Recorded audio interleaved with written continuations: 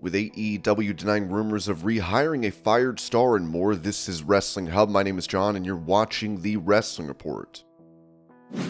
Before we get into the rest of the video, make sure you subscribe to Wrestling Hub and turn on all notifications to stay up to date with everything in the world of pro wrestling. Also, don't forget to follow us on Instagram at Wrestling Hub Official and follow us on Twitter at Wrestling_Hub.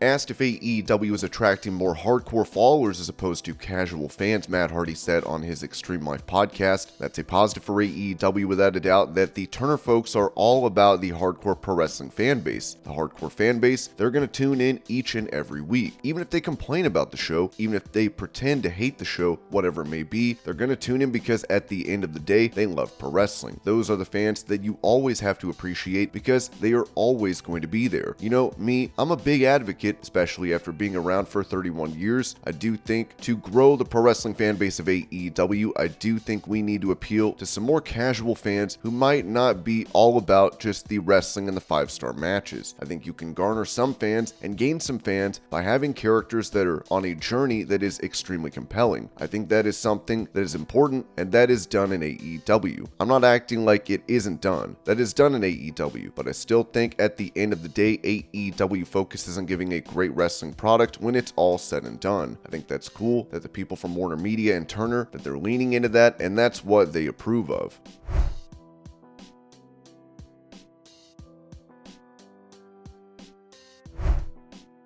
Touching on the recent segment in AEW involving the world champion and Renee Paquette, the Wrestling Observer said the segment where MJF slapped the mic out of Renee Paquette's hand was not the original plan. It was a promo segment involving everyone in the match, and Britt Baker was involved. It ended with Baker saying that even if he wins, he's not going to hold the title long, baby. The idea is that Cole gets the next big title chase against whoever wins the match, but there was something about it that was deemed not good, and instead of doing it again, they changed to what they did. Maybe the decision was not to let people know Cole was getting the next shot, meaning people would figure MJF was winning, although everyone figures MJF is winning, as there was 50-1 odds favoring him.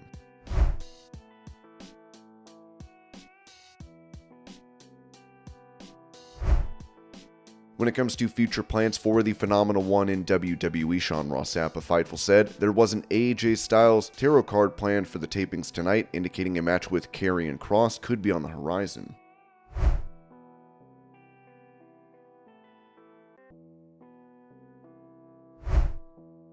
Talking about his decision to leave WWE, Hall of Famer Devon Dudley told Chris Van Vliet, "I don't have any ill feelings, but I'm done. I think I'm finished. I'm not going to say never, because in this business, you never say never. I do know that. But at the same token, the way I feel right now, there's no reason for me to go back. There's nothing there for me anymore. Everybody who I came up in the business with talent-wise is pretty much almost gone. But you know, again, that shouldn't matter because you're not there for friends. They have to make money and to have a job. Vince McMahon, I think Triple H, Stephanie, and the whole McMahon family for allowing me to come in there and to do what I did. I have no hard feelings. I have none whatsoever. We agreed to disagree towards the end, and that was when I knew that it was time to leave."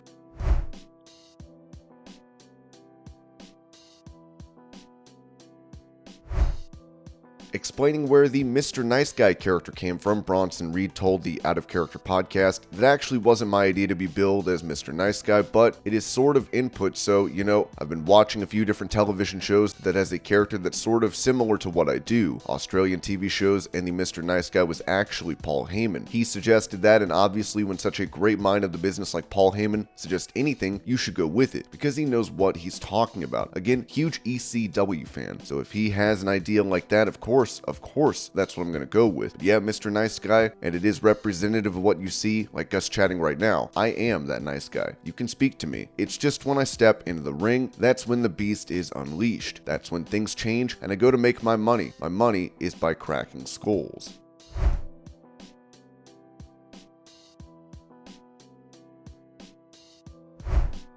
Giving an update on Drew McIntyre, who is set to see his contract for WWE expire this year, the Wrestling Observer newsletter noted that at this point, McIntyre's return is basically more a creative issue regarding what they want, what he wants, and when they agree to it. Regarding the potential of his leaving, the time he has been out of action can be used to freeze and extend his contract if WWE so desires. WWE in the past has done that with numerous wrestlers who had expressed wanting to leave. It should be noted that McIntyre, to the best of our knowledge, has not asked to leave, but they have not agreed to a new deal, but there is an obvious spot for him as a heel challenging Rollins.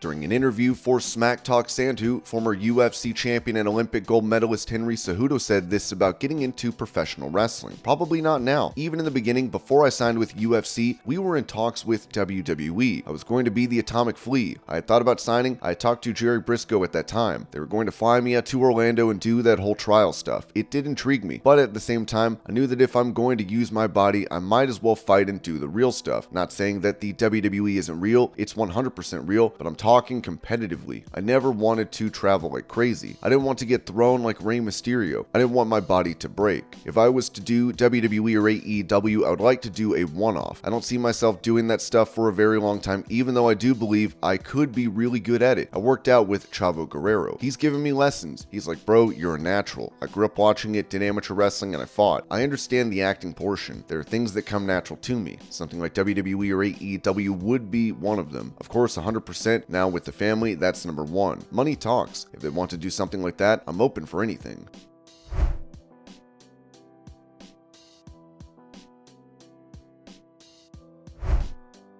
Speaking about what Randy Orton could do in the future if he is to retire due to injury, Teddy Long told the Wrestling Time Machine, if Randy is pretty much set, and the other thing you said about him, taking somebody under his wing and helping him out, that's what I would do if I was this guy. Randy is still a young man. He's still got a long future. That's what I would do. If I were him, I would go to maybe NXT, take a job there, and help some of the young kids and show them the right way. Randy Orton is another guy who knows how this works, and that's why you gotta have people like him, Shawn Michaels, or Terry Taylor. If Randy was smart, I would take that. That'd be easy, and plus, he's giving back to the business. Then you can watch what you've done. If you've helped some of the young kids out, you can sit back and watch and be proud of your work.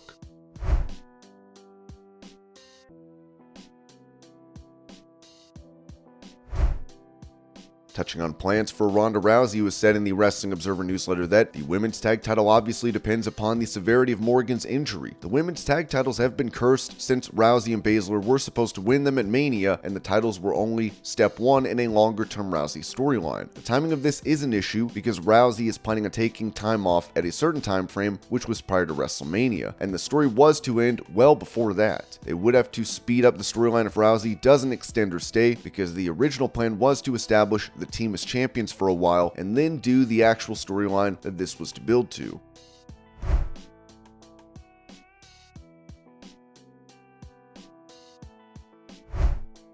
When it comes to Bryan Danielson's new role in AEW, Sean Ross Sapp of Fightful said, Bryan Danielson will be contributing in creative for the Collision brand, according to sources familiar with the situation. Danielson had previously helped out in this capacity during his WWE run as well, especially when he was sidelined. Those that we spoke to that worked with him had great things to say about his demeanor in WWE when helping. Tony Khan, Pat Buck, Will Washington, Sanjay Dutt, and QT Marshall comprise the team that largely are set to put together the shows, with Marshall and Dutt contributing heavily. Jerry Lynn, Dean Malenko, Christopher Daniels are all often providing creative input. As outlined in the Observer last week, Kenny Omega, Young Bucks, Jon Moxley, FTR, CM Punk all have heavy input into their own programs.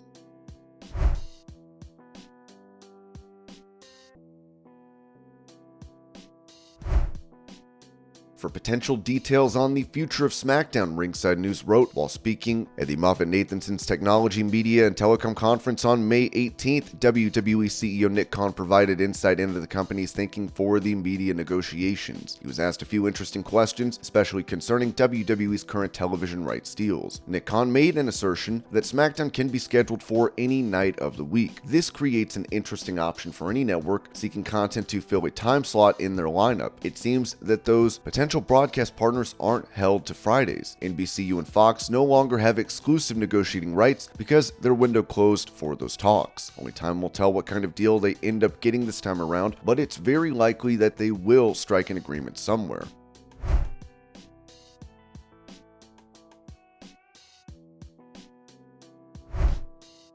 With a previous report claiming that Ace Steel was rehired by AEW several months ago, the Wrestling Observer newsletter said Steel, who was the only person fired after the brawl after All Out last year for allegedly hitting Nick Jackson hard with a chair in the head and biting Kenny Omega, was apparently one of Punk's requests or demands to return. Steel and Punk were under the impression he would be back in his old role as a producer. Steel had been in talks with Impact until several weeks ago, concurrent with the detailed story, and as noted, denied to us by AEW that he had inked a new deal to return. The story is that Tony Khan told Punk that Steel could have his job and work closely with Punk, but that he would work remotely and not be brought to the Collision tapings. Everything fell apart at that point. AEW told WBD to remove Punk from all press materials. Keep in mind that we went through similar drama with MJF, which was a secret Brian Pillman storyline prior to last year's Double or Nothing, and the storyline goal was to lead to MJF beating Punk for the title upon his return at All Out, which never happened because Punk was injured, delaying the match to Full Gear, and then Punk was injured again, so Jon Moxley had to take his place in losing at Full Gear. While there is no indication from anyone reliable that this is a situation similar to that, we do have a precedent from Double or Nothing where everyone was kept in the dark about everything. The key difference is that the Punk Warner Bros. Discovery announcement was supposed to be huge, and while the Saturday show was not completely incumbent on Punk's return, those at WBD, because of his prior ratings and business success with AEW, pushed very hard for him to be brought back. And this was your Pro Wrestling News Update. I hope you're all having a great day. Thank you so much for watching, and I'll see y'all later.